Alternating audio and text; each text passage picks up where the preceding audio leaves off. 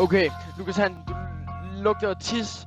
Du kom sikkert ud af din lille mors fucking mis. Oh, du lugter lort. Du ligner lidt min mor. Nej, det er ikke positivt ment. Fuck, du er til grin. Du ligner en handkat, som kom fra en fucking spand fyldt med vand. Fuck, en klam kan. Jeg bruger den til min sodavand. Oh yeah, kom an. Så er det din tur.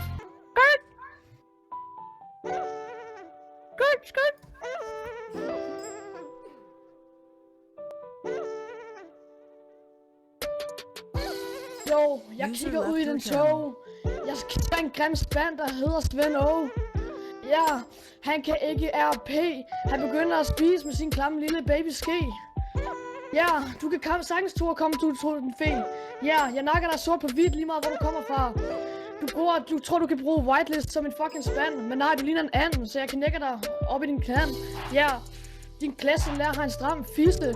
Ligesom dig, som sidder ude på børnetoilettet og prøver på at tisse. Ja, jeg fucking flækker dig hver gang. Jeg ved det godt, men du har ikke engang lavet din egen sang. Du copywriter alt for YouTube og fucking dime piger. Jeg nakker dig bare på grund af at skrive på papir. Ja, jeg flækker dig hver gang. Du kan godt prøve en gang til, men så skal du i hvert fald skrive din egen sang.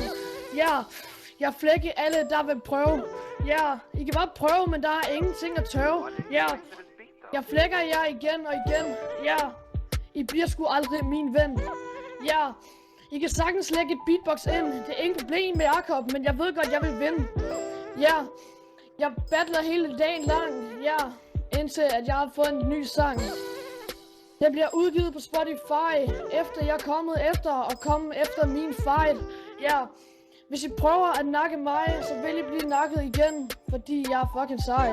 Jeg er done med det beat, Joe. Jeg ved i hvert fald, du har fået test, Joe, og jeg ved godt, du ikke kommer igen. Fordi du er ikke min ven, og til sidst vil du i hvert fald blive kaldt Svend.